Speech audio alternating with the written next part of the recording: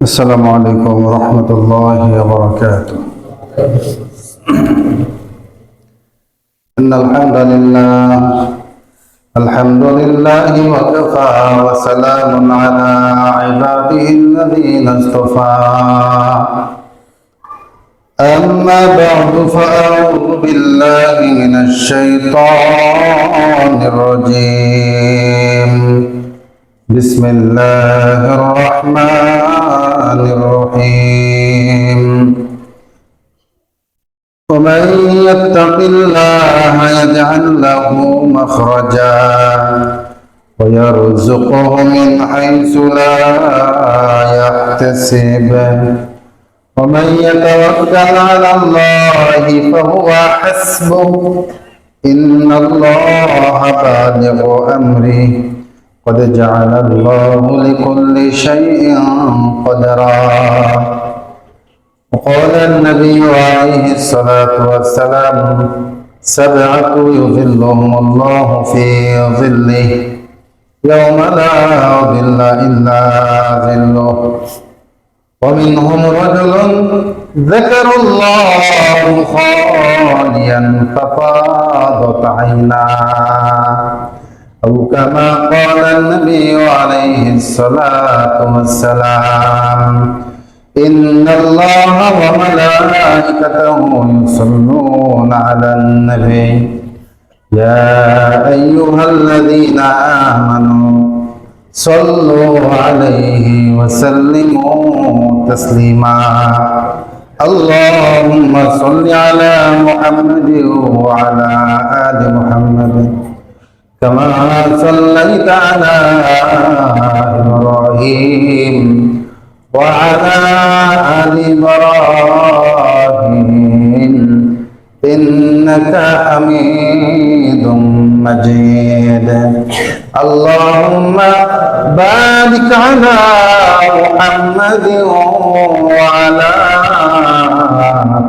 آل محمد كما باركت على إبراهيم وعلى آل إبراهيم إنك حميد مجيد. আলহামদুলিল্লাহ রব্বিল আলামিনের দরবারে শুকরিয়া আদায় করি যে আল্লাহ তাআলা আমাদেরকে দুনিয়াবি ব্যস্ততা থেকে ফারিগ হয়ে আল্লাহর হুকুম জুমার নামাজ আদায়ের উদ্দেশ্য নিয়ে আল্লাহর ঘর মসজিদে আসার বসার কোরআন এবং সুন্নাহের আলোকে দু চারটি কথা বলা এবং শোনার তৌফিক দিয়েছেন। রব্বিল আলামিনের দরবারে শুকরিয়া আদায় করি আলহামদুলিল্লাহ। আরো শুকরিয়া আদায় করি এই জন্য যে আল্লাহ তাআলা আমাদেরকে সুস্থ সবল রেখেছেন আলহামদুলিল্লাহ। আরো শুকরিয়া আদায় করি এই জন্য যে আমাদের দিলের ভিতরে কিঞ্চিত আল্লাহর ভয় আছে। এই ভয় থাকার কারণেই আমরা গুনাহ থেকে বাঁচার চেষ্টা করি এবং যথাসম্ভব শয়তানের ধোঁকা থেকে নিজেকে আগলে রেখে আল্লাহ তাআলার ইবাদত করার চেষ্টা করি। এই যে আমরা মসজিদে আসতে পারি, ইবাদত করতে পারি, আল্লাহ আমাদেরকে তৌফিক দেন আল্লাহর সম্মুখে দাঁড়াবার, আল্লাহর কদমে কপাল ঠেকাবার, এটা আমাদের দিলের ভিতরে থাকা আল্লাহর যে ভয়, এটার কারণেই হয় আলহামদুলিল্লাহ। সেই কারণে আমরা আশা করতে পারি যে আমাদের মধ্যে অন্তত কিছুটা আল্লাহর ভয় আছে, তবে এটা পর্যাপ্ত নয়। তো সম্মানিত হাজিরিন, আমাদের আজকের আলোচনাই হলো আল্লাহকে ভয় করার উপকারিতা, ভয় না করার ক্ষতি প্রসঙ্গ। ইনশাআল্লাহ আমরা এই ব্যাপারে জানবো, কারণ এটা হলো সবচেয়ে বড় গুরুত্বপূর্ণ বিষয়। ইতিপূর্বে কোনো এক ভয় নেই বা কেন, আপনাদের এখানে সর্বপ্রথম যেদিন জমা আমি পড়াই, তো সর্বপ্রথম জমার মধ্যে একটা প্রসঙ্গে আমি বলেছিলাম যে দুনিয়ার আইন সব জায়গায় আছে কিনা, সব ক্ষেত্রের জন্য দুনিয়ার আইন আছে, সকল অপরাধের জন্য দুনিয়ার আইনের শাস্তি আছে, কিন্তু ওই শাস্তির ভয়ে কি মানুষ ওই অন্যায় ওই অপরাধ করার থেকে বিরত থাকে? শাস্তির ভয় মানুষকে বিরত রাখতে পারে। এবং উদাহরণস্বরূপ বলেছিলাম, যারা বিড়ি সিগারেট খায়, এই সকল নাপাক দ্রব্যের প্যাকেটের গায়ে যে ভয়ঙ্কর ভয়ঙ্কর ছবি দেওয়া থাকে, মৃত্যু হয়, শ্বাসকষ্টের সমস্যা হয়, ফুসফুস ড্যামেজ হয়, কিডনি নষ্ট হয়ে যায়, আরো এরকম নানান রকম ভয়ঙ্কর ভয়ঙ্কর কিছু ছবি দেওয়া থাকে, পাশাপাশি সতর্কবার্তা দেওয়া থাকে। তো বলেছিলাম যে আসলে এই সকল ছবি, ভয়ঙ্কর এই বিজ্ঞাপন বা এই শিরোনাম শুনে, সতর্ক বাণী শুনে আসলে কয়জন মানুষ এই খারাপ দ্রব্য, এই নেশার দ্রব্য অর্থাৎ বিড়ি সিগারেট থেকে নিজেকে বিরত রাখছে বলে? আসলে পাওয়া যায়? হয়তো থাকতে পারে যে 100 জন মানুষ যারা কিনা এই বিড়ি সিগারেট খেতেও পরে ছেড়ে দিয়েছে, এর মধ্যে 1-2 জন থাকতে পারে যারা আসলে এর ক্ষতির থেকে বাঁচার জন্যই ছেড়ে দিয়েছে। কিন্তু পাশাপাশি আরো কিছু বিষয় আমি বলেছিলাম যে আমাদের সরকারি বিভিন্ন নীতিমালার ক্ষেত্রে এটা আমাদেরকে বারবার স্মরণ করে দেওয়া, টিভি মিডিয়ার মাধ্যমে, পেপার পত্রিকার মাধ্যমে যৌতুক নেওয়া দেওয়া দুইটাই নিষিদ্ধ, দুইটাই অপরাধ, সমান অপরাধ বলা হয়। এখন এই যে অপরাধ, এটা আইনিভাবে অপরাধ, শাস্তিযোগ্য, এই কারণে কয়জন মানুষ এই লেনদেন থেকে ফিরে আসতে পারে, পাওয়া যাবে। তার মানে হলো কেউ যদি এই যৌতুক নেওয়া দেওয়া হারাম অর্থাৎ নেওয়া দেওয়া অপরাধ, এরপরে যদি দেখা যায় একজন মানুষ এটা থেকে বিরত রয়েছে, তো বুঝতে হবে সে দুনিয়ার শাস্তির ভয়ে বিরত হয় নাই, বরং আখিরাতে আল্লাহ তাআলার দরবারে জবাবদিহিতার ভয়ের থেকে বিরত আছে। কথা বলে ঠিক না ভাই? পাশাপাশি কেউ যদি এই যে হারাম দ্রব্য, মদ বলেন, গাঁজা বলেন, বিড়ি বলেন, সিগারেট বলেন, আরো যত মাদক দ্রব্য আছে, এগুলোর থেকে যারা ফিরে আসে, বলেন এদের মধ্যে কয়জন আছে এই ক্ষতির থেকে বাঁচার জন্য ফিরে আসে? বলতে গেলে যাদের মধ্যে আল্লাহ তাআলার ভয় জাগ্রত হয়, আখিরাতে মৃত্যু পরবর্তী জিন্দেগিতে আল্লাহ তাআলার সম্মুখে জবাবদিহিতার প্রসঙ্গে যখন তার ভিতরে চেতনা জাগ্রত হয়, ভয় জাগ্রত হয়, সে বান্দা আল্লাহর ভয়ে এই সকল গুনাহ থেকে বাঁচে। কথা বলে ঠিক না? পাশাপাশি আরো যত অন্যায় অপরাধ আছে, ওজনে কম দেওয়া, কাউকে ওজনে কম দেওয়া, নেওয়ার বেলা বেশি না, এগুলো অন্যায় কিনা? এগুলো অন্যায় অপরাধ। কিন্তু যারা করে, আপনার কি মনে হয় যে কোন ম্যাজিস্ট্রেট এসে যখন তখন পাকড়াও করতে পারে, এই জন্য কি তারা বিরত রয়েছে? ব্যাপারটা এমন নয়, বরং ওই যে একই কথা, ঘুরে ফিরে একই কথা, যার দিলে আল্লাহর ভয় জাগ্রত হয়েছে সে আস্তে আস্তে অপরাধ ছেড়ে দিয়েছে, আল্লাহ তার জন্য সহজ করে দিয়েছে। সুবহানাল্লাহ। যেটা বলতেছিলাম, তো এই আল্লাহর ভয় না থাকার কারণেই মূলত আমাদের জমিনে এত সমস্যা, পুরো পৃথিবীব্যাপী মুসলমানদের জন্য যত সমস্যা, এটার একমাত্র কারণ আল্লাহর ভয় না থাকা। আর আল্লাহর ভয় না থাকলে মানুষ অন্যায় অপরাধ করে, আর সেই অন্যায় অপরাধের কারণে মানুষের উপরে শাস্তি আসে, আযাব আসে, বিপদ আসে, বালা মুসিবত আসে। কথা বলে আসছে কিনা? তার মানে হলো অন্যায়ের কারণে এটা হয়, অপরাধের কারণে, আমাদের নাফরমানির কারণে আমাদের উপর পরীক্ষা আসে, আমাদের উপর আযাব আসে, বিপদ আসে আল্লাহর তরফ থেকে। কিন্তু এর ক্ষেত্রটা কোথায়? আল্লাহর ভয় করার সাথে সম্পর্কিত এটা। কারণ যখন বান্দার দিলে আল্লাহর ভয় না থাকে, তখন সে যা কিছু তাই করতে পারে। কথা বোঝা যাচ্ছে কিনা? তো যেটা বলতেছিলাম, সর্বপ্রথম আমি আপনাদের সামনে সূরাতুত তালাকের 2টা আয়াতের অংশ আমরা তেলাওয়াত করেছি, আমি তেলাওয়াত করেছি, যেখানে আল্লাহ তাআলা বলেন যে ওমাই ইয়াত্তাকিল্লাহ ইয়াজআল লাহু মাখরাজা। তা আল্লাহকে ভয় করার অন্যতম প্রধানতম একটা উপকারিতা হলো আল্লাহ তাআলা এই আয়াতের মধ্যে আমাদেরকে জানিয়ে দিয়েছেন যে ওমাই ইয়াত্তাকিল্লাহ ইয়াজআল লাহু মাখরাজা, যে আল্লাহ তাআলাকে ভয় করে আল্লাহ তাআলা তার জন্য উত্তরণের পথ বের করে দেয়, মুক্তির পথ বের করে দেয়। সুবহানাল্লাহ। এরপর আল্লাহ তাআলা বলেন ওয়ায়ারযুকুহু মিন হাইসু লা ইয়াহতাসিব। আল্লাহ তাআলা পরের অংশে বলেন ওয়ায়ারযুকুহু মিন হাইসু লা ইয়াহতাসিব, এমন জায়গা থেকে তার জন্য রিজিকের ব্যবস্থা করে দেন যেটা বান্দা কল্পনাও করতে পারে না। তার মানে মানুষ আজকে রিজিকের সংকট মানে এই নয় যে তার বেতন কম, চাকরি নাই, শুধুমাত্র এটাই রিজিকের সংকট নয়, বরং লক্ষ টাকা কামাই করার পরেও জায়গায় আপনি ঋণগ্রস্ত, বিপদগ্রস্ত, আপনি মাস শেষে আপনার টানাটানি লেগে যায়, এটাও কিন্তু রিজিকের সংকীর্ণতা। রিজিকের বরকত হলো এই মাস শেষে 10,000 টাকা দিয়েও মানুষ আরামে চলতেছে, 2 টাকা বাঁচানোর ফিকিরি করতেছে। রিজিকের সংকীর্ণতা হলো এই মাস শেষে 1 লাখ টাকা কামাই করার পরেও 2 টাকা তার ঘরে থাকে না। কথা বোঝা যাচ্ছে কিনা? রিজিকের সংকট মানে এই না যে আপনার কাছে টাকা পয়সাই নেই, এটাও যে আপনার আছে কিন্তু আপনি এই দিয়ে কুলাইতে পারতেছেন না। অর্থাৎ আপনার এতটাই আছে যেটা অন্য সবাই 5 জনে মিলে তাদের জন্য যথেষ্ট হয়ে যায়, কিন্তু আপনার একার জন্য যথেষ্ট হচ্ছে না। তার মানে আপনার রিজিকের বরকত নাই। এই কারণে আল্লাহ বলছেন যে আল্লাহকে ভয় করে আল্লাহ তাআলা প্রথমত তার জন্য উত্তরণের পথ বের করে দেয়। অর্থাৎ যে কোনো বিপদে পড়েন, যে কোনো মুসিবতে পড়েন, যে কোনো সমস্যার সম্মুখীন আপনি হন, আপনার মধ্যে আল্লাহর ভয় আছে, আল্লাহ আপনার জন্য মুক্তির পথ বের করে দেবেন ইনশাআল্লাহ। তো আল্লাহর ভয় থাকার পাশাপাশি যেটা থাকতে হবে সেটা হলো এর পরের অংশে আল্লাহ তাআলা বলছেন জামা ইয়াতাওয়াক্কাল আলাল্লাহ ফাহুয়া হাসবু, আর যে আল্লাহর উপরে তাওয়াক্কুল করে তার জন্য আল্লাহ তাআলা যথেষ্ট হয়ে যায়। সুবহানাল্লাহ, কথা বলে আসছে কিনা? তার মানে হলো আল্লাহর ভয় করতে হবে, আর যত বিপদ মুসিবত যায় আসুক না কেন তাওয়াক্কালতু আলাল্লাহ, তাওয়াক্কুল তার উপর থাকবে, আল্লাহর উপর। দুনিয়াবি সিস্টেম, দুনিয়াবি কোনো কানুনের উপরে আমাদের কোনো তাওয়াক্কুল আছে? কোনো তাওয়াক্কুল নাই। আমরা দুনিয়াবি জরুরতের কারণে এগুলোর মুখাপেক্ষি হই মাত্র, কিন্তু এগুলোর উপরে বিন্দুমাত্র তাওয়াক্কুল আমাদের নাই। একমাত্র তাওয়াক্কুল কার উপরে? আল্লাহ তাআলার উপরে। এর পাশাপাশি আমি আপনাদের সামনে সূরা কাফের একটা হুজুরাতের একটা আয়াত পাঠ করেছি, তেলাওয়াত করেছি, যেখানে আল্লাহ তাআলা বলেন يا أيها الناس إنا خلقناكم من ذكر وأنثى وجعلناكم شعوبا وقبائل لتعارفوا إن أكرمكم عند الله أتقاكم।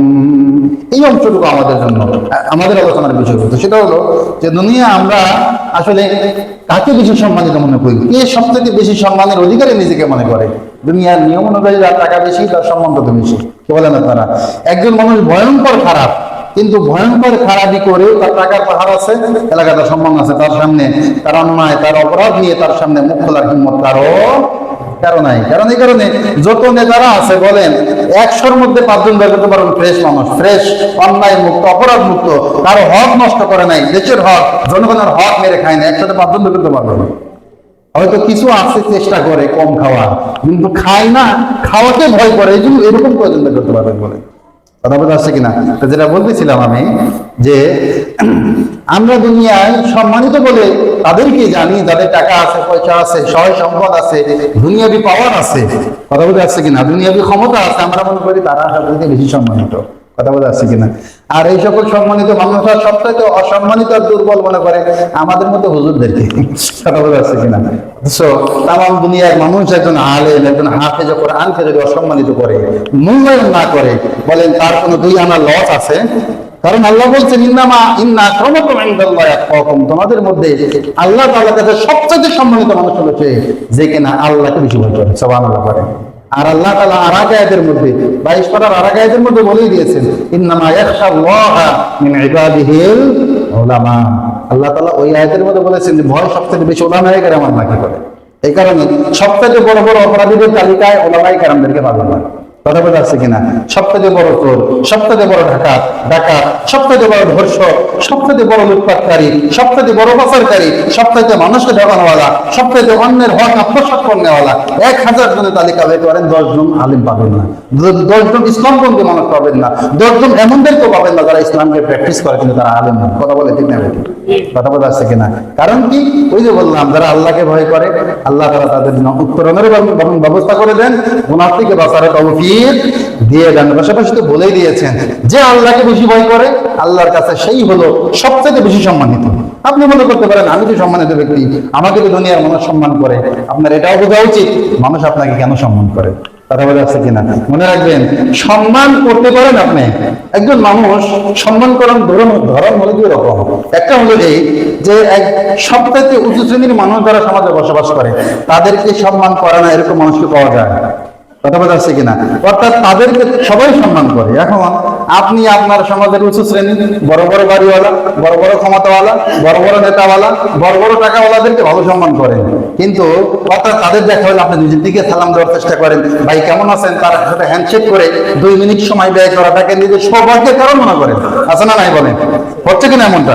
কে বললাম আমি যে সমাজের উঁচু শ্রেণীর একজন মানুষ, টাকাওয়ালা একজন মানুষ, বড় বাড়িওয়ালা একজন মানুষ, বড় ক্ষমতাওয়ালা একজন মানুষ, রাজনৈতিক বড় পদবীওয়ালা একজন মানুষের সাথে যখন আপনার দেখা হয়, আপনি আগ বাড়িয়ে তাকে সালাম দেন, দেখা করেন, হ্যান্ডশেক করেন, 2টো কথা বলেন, ওই ব্যক্তিও যদি প্রদত্তরে আপনার সাথে সুন্দর করে 2 মিনিট কথা বলে, আপনি তো ভাবেন আমি তো বিশেষ কিছু হয়ে গেলাম, এত বড় ব্যক্তি আমার সাথে সময় দিয়ে কথা বললেন বা খোঁজ খবর দিলেন, তার মানে তার মাথায় আমি আসি। কথা বলেন ঠিক না? ঠিক। এই হলো এক।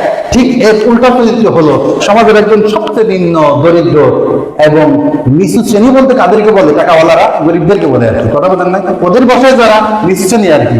কারণ এই ধরনের মানুষ হলে সালাম তো দূরের কথা, 5 জনের সালাম দিলে একজনের জবাব 15 রকম পাশ কাটায় নেন কি নেন, সে জিজ্ঞেস করলে ভালো আছেন, হ্যাঁ ভালো আছে, শেষ, আর কোনো প্রদত্তর নাই। অর্থাৎ আপনি আপনার চাইতে টাকাওয়ালা, পাওয়ারওয়ালা, ক্ষমতাওয়ালা তাদেরকে সম্মান দেখান, তাদেরকে আগ বাড়িয়ে আপনি আধিক্যতা দেখান, কিন্তু এর বিপরীত চিত্র যখন দেখা যায় আপনার চাইতে নিম্ন স্তরের কাউকে, আপনার অধীনস্থ কাউকে আপনি সম্মান দেখাতে পারছেন না, ভালোবাসতে পারছেন না, তার কর্মের প্রতি, তার অবস্থানের প্রতি সম্মান জানাতে আপনি পারছেন না, তার মানে হলো এই যে আপনি এখনো ভালো মুসলমান হইতে পারেন, ভালো মুসলমান হইতে পারেন নাই। তাতে মানুষ হিসেবে ভালো জাহির করতে পারেন, নিজে নিজে জাহির করতে পারেন, কিংবা আপনি সম্মতি উপস্থিত থেকে মানুষের থেকে বাহবা অর্জন করে নিতে পারেন, কিন্তু মানুষের পিছনে যখন আপনি থাকবেন, অবর্তমান যখন হবেন, মানুষের মুখে আপনার উপরে শুধুমাত্র অভিশাপ আর অভিশাপই বের হবে, কথা বলেন ঠিক নেবে। এই জন্য সম্মানিত হাজরিন, সম্মান, ভালোবাসা, মানুষকে ইজ্জত করেন, সম্মান করেন। ইজ্জত আর সম্মানের ক্ষেত্রে কোনো জাত সেম করা যাবে, জাত পার্থক্য করা যাবে, উঁচু শ্রেণীদেরকে ভালোভাবে সম্মান করতে হবে, ভালো আতিথ্যতা দেখাতে হবে, আধিক্যতা দেখাতে হবে, সম্মান জানাতে হবে, তাদেরকে মাঝে মাঝে নিজ থেকে খোঁজখবর নিতে হবে, কিংবা মাঝে মাঝে তাদের ঘরে যেয়ে বসতে হবে। তো এখন এই যে এটাকে বলে চাটুকারিতা, এটাকে সম্মান জানানো বলে না, কথা বোঝা যাচ্ছে কিনা? যখন দেখবেন একজন উচ্চ শ্রেণীর মানুষের কাছে, নিচু শ্রেণী বলতেই যে বললাম, সাধারণ একজন মানুষ যখন বারবার তার কাছে যায়, অপ্রয়োজন, তার দরকার নাই, বাস তার কাছে ভালো সাজার জন্য যায়, এটাকে মূলত চাটুকারিতা বলে। আর আমাদের গ্রামের ভাষায় এটাকে বলে চামচামি, কি বলে? কথা বোঝা যাচ্ছে কিনা? যেই চামচের বেশি ব্যবহার হয়, ওই চামচ কিন্তু আর চামচ থাকে না, একটা সময় ওই চামচ ব্যবহার অযোগ্য হয়ে যায়, কথা বোঝা যাচ্ছে কিনা? ক্ষয় হয়ে যায়, বেঁকে যায়। এই জন্য চামচ হওয়ার চেষ্টা করা যাবে না। আল্লাহ তাআলা প্রত্যেকটা মানুষকে সম্মানিত করেছেন। আল্লাহ তাআলা বলেই দিয়েছেন যে আমি এই মানব জাতিকে খলাকনাল ইনসানা ফি আহসানি তাকওয়িম, সুন্দর অবয়ব দিয়ে সৃষ্টি করেছেন, সম্মানিত করে আপনাকে আমাকে সৃষ্টি করেছেন। সুতরাং আপনি কেন মানুষের কাছে নিজের অবস্থানকে বিকিয়ে দিবেন? বিকিয়ে দেওয়া যাবে না। তো যেটা বলতেছিলাম আমি, যে আল্লাহ তাআলার কাছে সবচেয়ে সম্মানিত মানুষ হলো সেই যে আল্লাহকে বেশি ভয় করে, সে আল্লাহর কাছে বেশি সম্মানিত। এটা হলো আল্লাহ তাআলাকে ভয় করার আরেকটা উপকারিতা। পাশাপাশি আল্লাহ তাআলা কোরআনে কারীমের 14 নম্বর পারার একদম 20 পৃষ্ঠা, এটা সূরা নাহালের একদম শেষ আয়াত, এই আয়াতের মধ্যে আল্লাহ তাআলা বলেন, ইন্নাল্লাহা মা'আল্লাযীনা তাকাউ ওয়াল্লাযীনা হুম মুহসিনুন। 2 শ্রেণীর মানুষের কথা বলছেন। আল্লাহ তাআলা তাদের সাথে থাকেন, আল্লাযীনা তাকাউ, যারা আল্লাহকে ভয় করে, ওয়াল্লাযীনা হুম মুহসিনুন, আর যারা সৎকর্ম করে। এই 2 শ্রেণীর মানুষের সাথে আল্লাহ আছেন। এই কারণে দেখবেন অনেক সময় মানুষ অনেক বিপদে পড়েও কিছু মানুষ আছে, তারা এই অস্থির হয় না, তাদের মধ্যে আপনি ব্যতিক্রম লক্ষণ দেখতে পারবেন। অর্থাৎ তারা অনেক অস্থিরতা নিয়েও এটা প্রকাশ করে না, কারণ অস্থিরতা, বিপদ এগুলো মানুষের সামনে প্রকাশ করার বস্তু না। আপনি বিপদে পড়েছেন, বিপদ যিনি দূর করতে পারবেন তার কাছে আপনি অস্থির হন। আর আমি যে বিপদে পড়ছি, আমাকে এই বিপদ থেকে উদ্ধার করে নেওয়া তো আপনি ছাড়া আর কেউ আল্লাহ তাআলা করে দেবেন ইনশাআল্লাহ। এরপরে সূরাতুল আনফালের মধ্যে আল্লাহ তাআলা আপনার আমার জন্য আরো জানিয়ে দিয়েছেন যে আল্লাহকে যারা ভয় করে তাদের ব্যাপারে আল্লাহ তাআলা বলেন যে ইয়া আইয়ুহাল্লাযীনা আমানু ইন তাত্তাকুল্লাহ ইয়াজআল লাকুম ফুরকানা, যদি তোমরা আল্লাহকে ভয় করো তোমাদেরকে আল্লাহ ফুরকান দান করবেন। ফুরকান মানে কি জানেন? সত্য মিথ্যার পার্থক্য করার ক্ষমতা, এই অর্জন আল্লাহ তাআলা আপনাকে আমাকে দিবেন। সুবহানাল্লাহ। আল্লাহ তাআলা আরো বলেন, ওয়া ইউকাফিরু আনকুম সাইয়্যাতিকুম ওয়া ইয়াগফির লাকুম। আল্লাহ তাআলা বলেন, ঈমানদারেরা, ইন তাত্তাকুল্লাহ, যদি তোমরা আল্লাহকে ভয় করো, ইয়াজআল লাকুম ফুরকানা, আল্লাহ তাআলা তোমাদেরকে ফুরকান দিবেন, সত্য মিথ্যার পার্থক্য নির্ণয়ের ক্ষমতা দান করবেন। আর বলেন, ওয়া ইউকাফিরু আনকুম সাইয়্যাতিকুম, আর আল্লাহ তাআলা তোমাদের গুনাহগুলো মিটিয়ে দিবেন। ওয়া ইয়াগফির লাকুম, আর তোমাদের জিন্দেগীর গুনাহ খাতা ক্ষমা করে দিবেন। একটা হলো ওই কাফির আনকুম সাইয়্যাতিকুম, অর্থাৎ তোমাদের গুনাহের কাফারা হিসেবে এটাকে আল্লাহ তাআলা নিয়ে নেবেন, আর তোমাদের গুনাহগুলো আল্লাহ ক্ষমা করে দিবেন। আল্লাহু যুল ফাদলিল আযীম, আল্লাহ তাআলা বড়ই ফজলওয়ালা, অনুগ্রহশীল, বিরাট অনুগ্রহশীল আল্লাহ তাআলা বলেছেন। এই জন্য সম্মানিত হাজিরিন, পাশাপাশি রাসূলের একটা হাদিসের একটা অংশ আমি আপনাদের সামনে পড়েছি। এই হাদিসটা সহিহ বুখারী, সহিহ মুসলিম দোনো কিতাবের মধ্যেই রয়েছে। তো এই হাদিসের মধ্যে রাসূল বলেন, সাবাতু ইউযিল্লুহুমুল্লাহু ফি যিল্লি ইয়াওমা লা যিল্লা ইল্লা যিল্লু, আল্লাহ নবী বলেন 7 শ্রেণীর এমন মানুষ আছে যাদেরকে আল্লাহ তাআলা কিয়ামতের ময়দানে আল্লাহ তাআলার আরশের ছায়ার নিচে জায়গা দিবেন। সুবহানাল্লাহ বলেন। আল্লাহ তাআলা বলছেন, আল্লাহ নবী বলছেন, ইযিল্লুহুমুল্লাহু ফি যিল্লি, আল্লাহর আরশের নিচে জায়গা দিবেন। শুধু তাই নয়, আল্লাহ নবী আরো বলেন, ইয়াউমা লা যিল্লা ইল্লা যিল্লু, এমন একদিন আল্লাহ তাআলা 7 শ্রেণীর মানুষদেরকে আল্লাহ তাআলার আরশের নিচে, আরশের ছায়ার নিচে জায়গা দিবেন। লা যিল্লা ইল্লা যিল্লুহু, যেদিন ওই ছায়া ছাড়া আর কোনো ছায়া থাকবে না। তার মধ্যে একটা হলো ওয়ারাজুলুন যাকারাল্লাহু খালিয়ান ফাফাদাত আয়না। আল্লাহ নবী বলেন ওই 7 শ্রেণীর মধ্যে একজন ব্যক্তি হলো সেই যাকারাল্লাহু খালিয়ান, যে আল্লাহকে ভয় করে, যে আল্লাহকে একাকিত্বের মধ্যে থেকে আল্লাহকে স্মরণ করে, নীরবে আল্লাহকে স্মরণ করে। ফাফাদাত আয়না, আর তার চক্ষু যুগল অশ্রুসিক্ত হয়। গোপনে বান্দা আল্লাহকে স্মরণ করে, আল্লাহর স্মরণের মধ্যে তার চক্ষু অশ্রুসিক্ত হয়, অশ্রু ঝরে পড়ে। এমন বান্দা বান্দীদেরকে আল্লাহ তাআলা আরশের ছায়া নিচে জায়গা দিবেন। সুবহানাল্লাহ।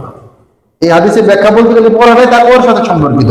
পুরাটা যদি আমি আপনাদেরকে বলি, 1 নম্বরে রাসূল বলেন ইমামুন আদিল, ন্যায়পরায়ণ শাসক, বাদশা, নেতা যারা আছে এদেরকে আল্লাহ তাআলা সেই দিন আল্লাহর আরশের নিচে জায়গা দিবেন। সুবহানাল্লাহ বলেন। ন্যায়পরায়ণ শাসকের কথা বলা হয়েছে। এরপর বলছেন ওয়াশাবুন নাশা ফি ইবাদাতিল্লাহ, যত যুবক যুবতী দুনিয়ায় তাদের যৌবনটাকে আল্লাহর ইবাদতের মধ্যে কাটায়, আল্লাহর নবী বলেন তাদেরকে আল্লাহ তাআলা তার আরশের নিচে জায়গা দিবে। শুধু তাই নয়, আল্লাহ তাআলা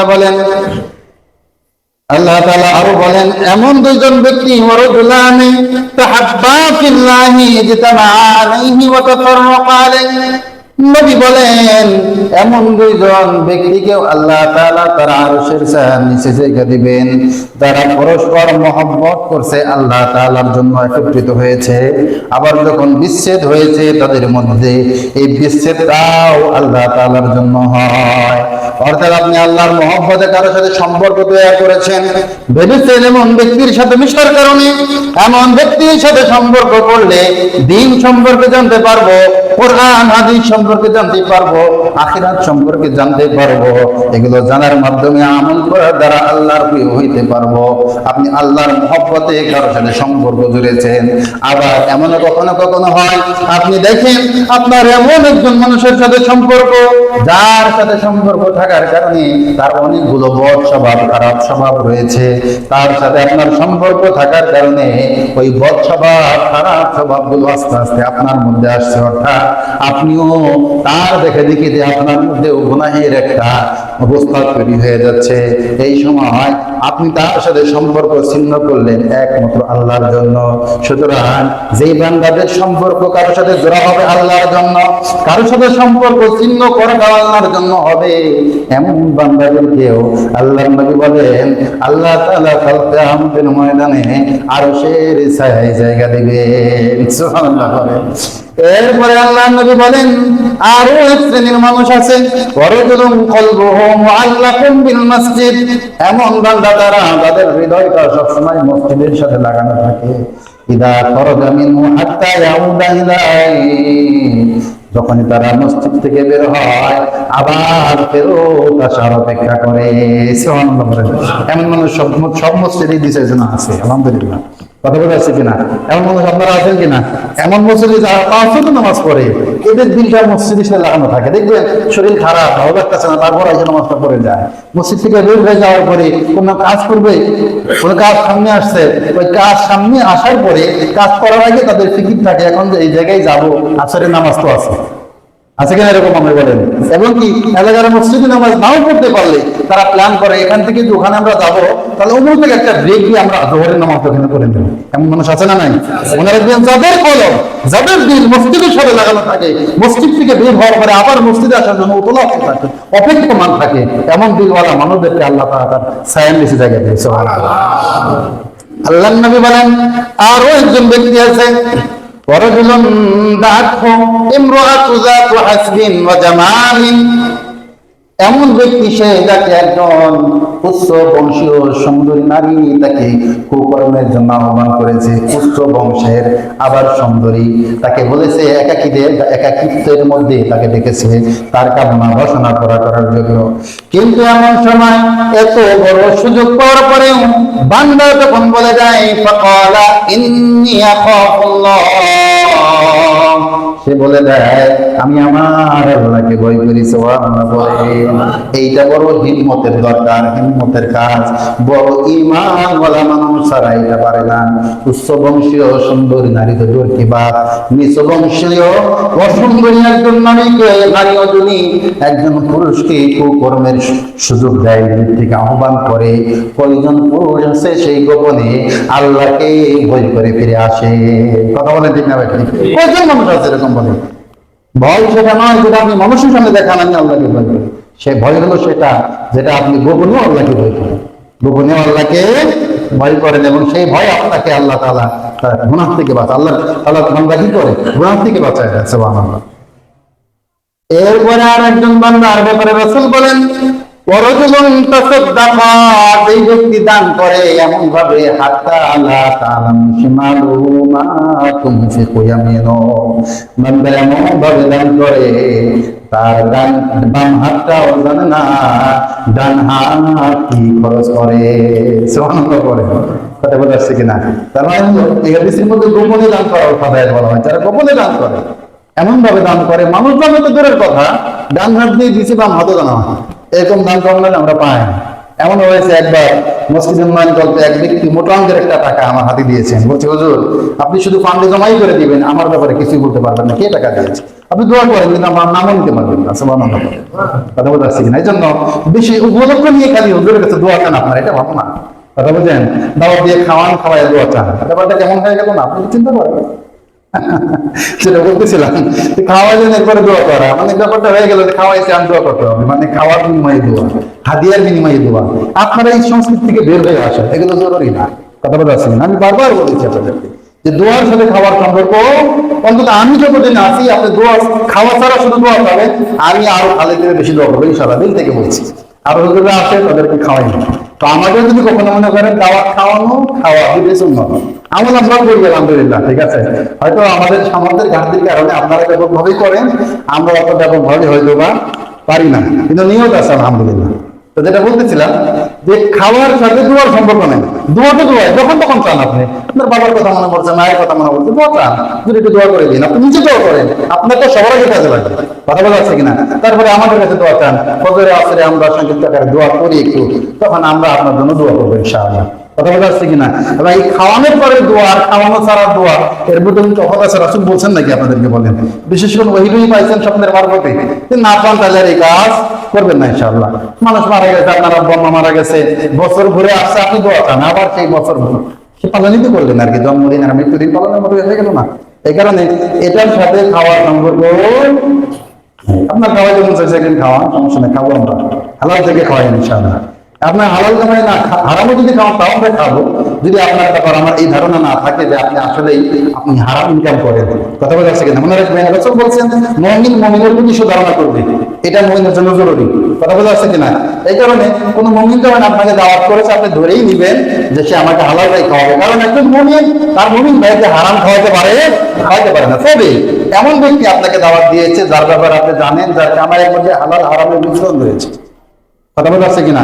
এমন ব্যক্তি আপনাকে খাওয়ানোর দাওয়া করলে সুস্পষ্ট ভাবে তাকে জানা দিতে হবে, ভাই আপনার হালাল কামাই কিন্তু হালাল পয়সা থেকে খরচ করে আমাকে যদি খাওয়ান, আলহামদুলিল্লাহ আমি আপনার দাওয়াত সুন্নাহ হিসেবে কবুল করলাম, এটা বলতে হবে।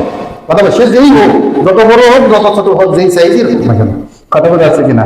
কি করতে হবে? এটা বলে দিতে হবে ইনশাআল্লাহ, পারবো ইনশাআল্লাহ। আল্লাহ আমাদের তৌফিক দান করুন। পাশাপাশি যার ব্যাপারে জানি না যে আসলে তার হালাল না হারাম, আমরা ধারণা করবো ভাই হালালই কামাই করে, মুমিন না সে। তো যেটা বলতেছিলাম, রাসূল সাল্লাল্লাহু আলাইহি ওয়াসাল্লাম 7 শ্রেণীর বান্দাদের ব্যাপারে যে বললেন, 7 শ্রেণীর উম্মতের ব্যাপারে যে বললেন, দেখেন প্রত্যেকটা শ্রেণীর সাথে তাকওয়ার সম্পর্ক, আল্লাহর ভয়ের সম্পর্ক।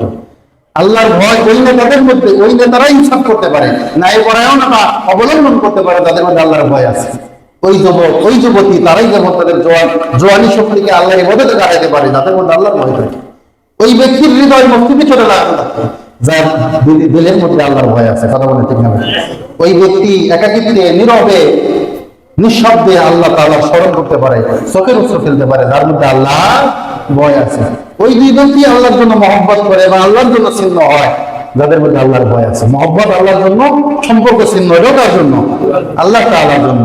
এবং ওই ব্যক্তির ভয় তাকওয়ার লেভেলের তো কোনো বর্ণনা দিয়েই শেষ করা যাবে না। যে ব্যক্তিটি একজন সমাজের উচ্চ শ্রেণীর একজন সুন্দরী কুমারী নারী দেখা আহ্বান করেছে তার সাথে কুকর্মের জন্য, সে এমন গোপনে তাকে বলেছে এবং গোপনে সে ওই সময় তার দাবি প্রত্যাখ্যান করে বলে দিয়েছে, আমি আমার আল্লাহকে ভয় করি। সুবহানাল্লাহ। আমাদের ওস্তাদের ছোট্ট একটা ঘটনা মনে করে আপনাদেরকে বলি। আমি আমার মাদ্রাসার শিক্ষার প্রথম বছর যেখানে পড়ি আমাদের গ্রামে, তো সেখানে আমাদের মাদ্রাসার যিনি প্রিন্সিপাল সাহেব ছিলেন হুজুর রাহিমাহুল্লাহ, আল্লাহ তাআলা তাকে দুনিয়া থেকে নিয়ে গেছেন, দোয়া করি আল্লাহ তাআলা তার কবরটাকে জান্নাতের টুকরা বানান। তো হুজুরে ওনাদের সময়ে কিংবা ওনাদের আগের কোন একজন জামানা একটা ছাত্রের ঘটনা বর্ণনা দিয়েছেন আমাদের কাছে, বলতেছিলেন সম্ভবত ঘটনাটা আগেরই হবে। তো একজন তালিবে এলেন, আগের জামানায় তার এখনকার মতো একাডেমিক সিস্টেম ছিল না, তখন কি হতো ওস্তাদের বাড়ি গিয়ে ছাত্ররা পড়তো, কথা বলা হচ্ছে কিনা? একজন ওস্তাদ কোরআনে তাফসীর বিশেষজ্ঞ, তার কাছে ছাত্ররা দূর দূরান্ত থেকে আইসা পড়তো। এখন একজন তালিবে ইলমের প্রতি ওই অঞ্চলের সবচেয়ে বড় জমিদার তার মেয়ে আসক্ত হয়েছে। ছেলেটা দেখতে শুনতে ভালো সুন্দর, এজন্য আসক্ত হওয়ার কারণে একদিন তাকে ডেকেই পাঠিয়েছে তার সৈন্যবাহিনীর লোকজনদেরকে দিয়ে।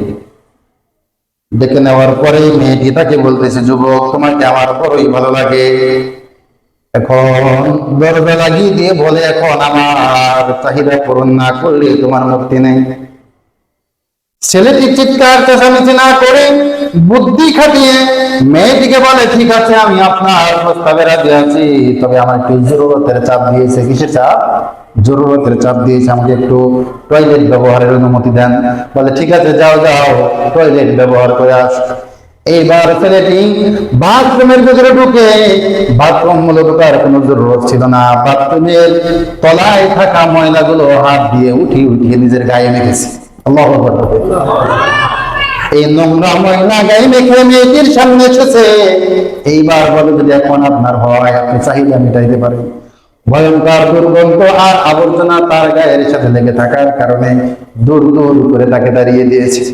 এইবার ছেলেটি পাশের ছোট্ট নদী কিংবা পুষ্করিণীতে গিয়ে গোসল সেরে ক্লাসে চলে গিয়েছে দিনে এলেম শেখার জন্য।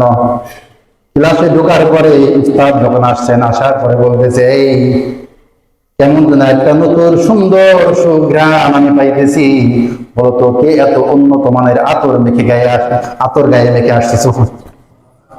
এবার ছাত্র ভাবতেছে, হয়তো বা নর্দমা মাখার কারণে আমার গায়ের দুর্গন্ধ হুজুরের নাক বরাবর পৌঁছে গেছে, এই জন্য আমাকে অসম্মান না করে আতরের কথা বলে হয়তো বা হুজুর কাটিয়ে দিতে চাচ্ছে।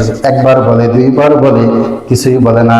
আর একবার যখন বলছে, আরে কেড়ে বেটা এত সুন্দর আতর মাখিয়ে গায়ে দেখাও।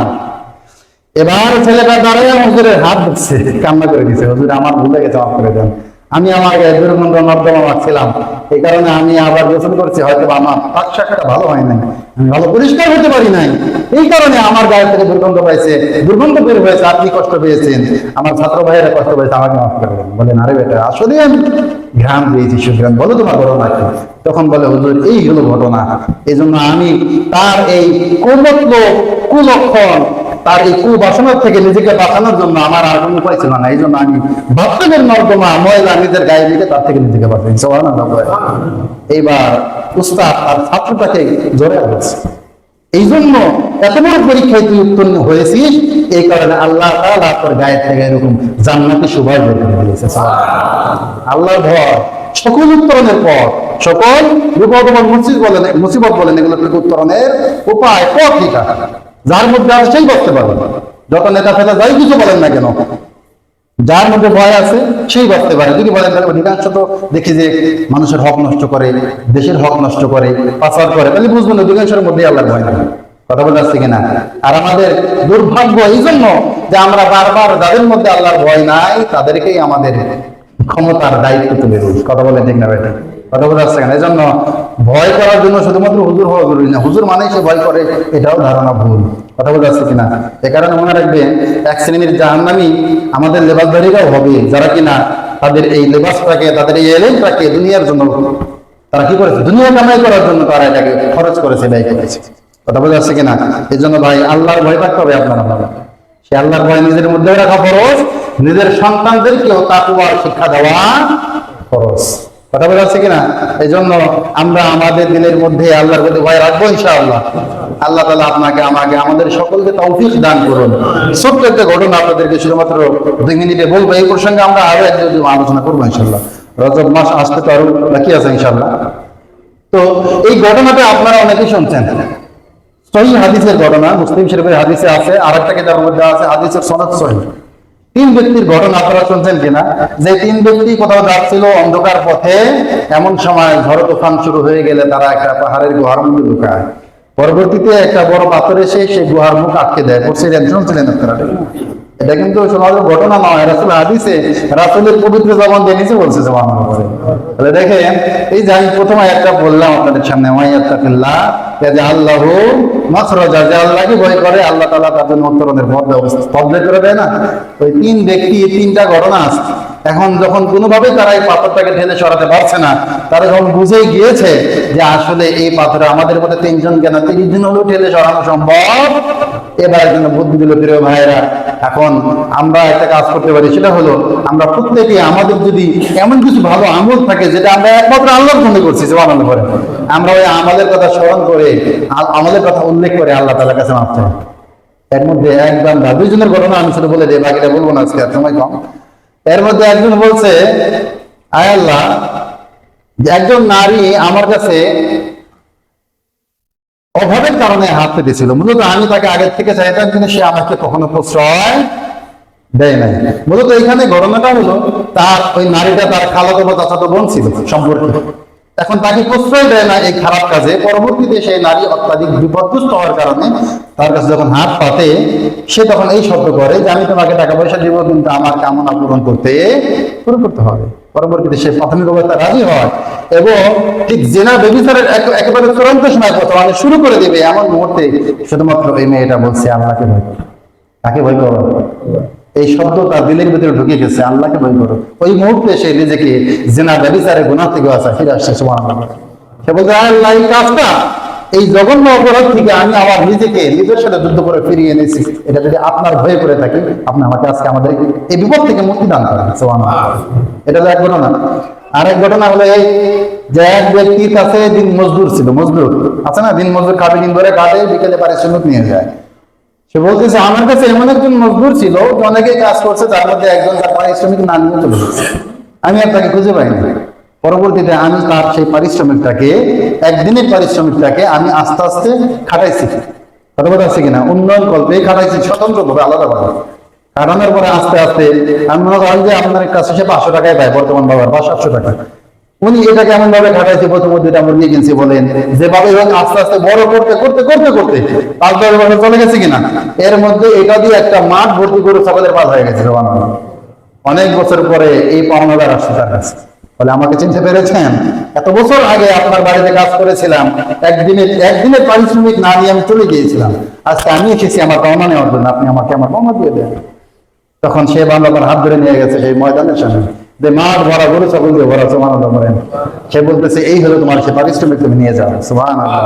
সে বলতেছে, আপনি কি আমার সাথে মজা করেন? তখন বলতেছে, না, তোমার সাথে আমি মজা করছি না, কসম করে বলছি আল্লাহ তাআলার কাছে, এই সব সম্পদের মালিক তুমি, সুবহানাল্লাহ। সে বলতেছে, আল্লাহ, এত বড় ত্যাগ কোরবানি যদি আপনার জন্য করে থাকে, আপনি আমাকে বিপদ থেকে উদ্ধার করেন। পরবর্তীতে 3 জনের দোয়ার প্রেক্ষিতে আল্লাহ তাদেরকে মুক্তি দান করেছে। আল্লাহকে ভয় করেন, আল্লাহকে ভয় করেন, বিপদ অবাদ মুসিবতের জন্য দুনিয়ার নেতাদের কাছে, মানুষদের কাছে, কমিশনার সাহেবদের কাছে, চেয়ারম্যানদের কাছে, তারপরে প্রশাসনের কাছে দৌড়াতে হবে না ইনশাআল্লাহ। আপনি আপনার বিপদ রক্ষা করনেওয়ালা আল্লাহর কাছে আগে ফরিয়াদ করেন। যদি আপনার তাওয়াক্কুল 100% পিওর হয়, মনে রাখবেন আল্লাহর পক্ষ থেকে সাহায্য আসবে 100% পিওর ইনশাআল্লাহ। আল্লাহ তাআলা আমাদের সবাইকে তৌফিক দান করুন, সহিহ বুঝ দান করুন। ওয়া আখির দাওয়ানা আলহামদুলিল্লাহ।